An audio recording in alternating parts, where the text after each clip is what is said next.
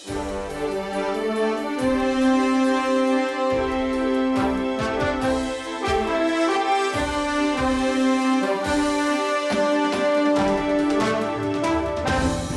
చూస్తే, అధికారంలో ఉన్నా లేకపోయినా పార్టీ కోసం నిరంతరం కష్టపడే కార్యకర్తలను గుర్తించి వారికి సరైన పదవులు ఇచ్చే ఏకైక పార్టీ టీడీపీ మాత్రమేనని రాష్ట్ర ప్రభుత్వ సలహాదారుడు షరీఫ్ అన్నారు. కష్టపడి పనిచేసే వారికి పదవులు అనే విషయం అహ్మద్ విషయంలో మరోసారి రుజువైందన్నారు. తుమ్మలపల్లి కళాక్షేత్రంలో ఆంధ్రప్రదేశ్ రాష్ట్ర మైనార్టీ ఫైనాన్స్ కార్పొరేషన్ చైర్మన్ గా మౌలానా ముస్తఫ్ అహ్మద్ పదవి బాధ్యతలు స్వీకరించారు. ఈ సందర్భంగా ఆయనకు అభినందన సభ జరిగింది. ఈ కార్యక్రమానికి అధ్యక్షత వహించిన ప్రభుత్వ సలహాదారుడు షరీఫ్ మాట్లాడుతూ, పార్టీ కార్యకర్తల సంక్షేమం కోసం నిరంతరం పాటుపడుతుంది ఒక్క టీడీపీ మాత్రమేనన్నారు. పార్టీ కోసం పనిచేసే వారిని సముచిత రీతిలో అధిష్టానం వర్గం గౌరవిస్తుంది అన్నారు. ఎమ్మెల్యే రామ్మోహన్ రావు మాట్లాడుతూ, ముస్లింల సంక్షేమం కోసం మైనార్టీ కార్పొరేషన్ను స్వర్గీయ ఎన్టీ రామారావు ఏర్పాటు చేశారన్నారు. బాధ్యతలు స్వీకరించిన అహ్మద్ మాట్లాడుతూ, చైర్మన్ పదవి రావడానికి తన తల్లిదండ్రుల ఆశీస్సులే కారణమన్నారు. తనపై ఎంతో నమ్మకంతో కేటాయించిన పదవికి పూర్తి స్థాయిలో న్యాయం చేస్తాను అన్నారు. మైనార్టీ వర్గాల సంక్షేమమే లక్ష్యంగా పనిచేస్తున్నానన్నారు. పదవిని కేటాయించిన సీఎం చంద్రబాబు నాయుడు, నారా లోకేష్కి ప్రత్యేక ధన్యవాదాలు తెలిపారు. అట్లు ఇస్లాం ధార్మిక చింతనతో పాటుగా రాజకీయాల్లో వచ్చిన వ్యక్తి కాబట్టి ఆయనకి ఈ పదవి రావటం చాలా సంతోషకరమైన విషయం. వారికి నేను మనస్ఫూర్తిగా అభినందనలు తెలియజేస్తున్నాను.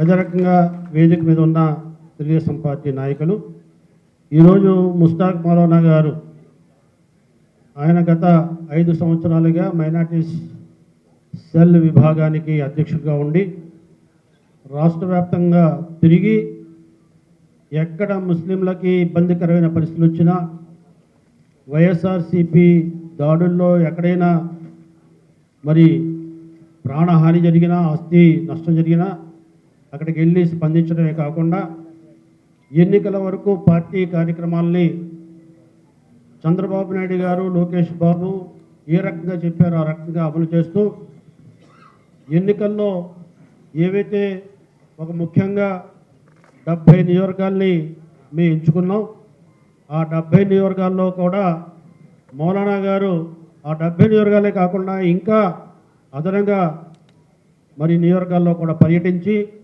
తెలుగుదేశం పార్టీకి ఎందుకు బలపరచాలి అనే విషయం మీద ప్రస్ఫుటమైన సందేశాన్ని ఇచ్చి ముస్లింల యొక్క ఓట్లని ఆర్జించడంలో ప్రముఖ పాత్ర వహించిన ముస్తాక్ మౌలానా గారు అదే అభిమానంతో, అదే పరిచయాలతో రాష్ట్ర వ్యాప్తంగా ఉన్న మరి తెలుగుదేశం పార్టీ శ్రేణులు, మైనార్టీ విభాగానికి చెందిన నాయకులు, అదే రకంగా మరి ధార్మిక చింతనలో ఉన్న మరి ఎవరైతే గురువులు ఉంటారో, ఇస్లామిక్ గురువులు ఉంటారో వాళ్ళు కూడా పెద్ద సంఖ్యలో వచ్చారు.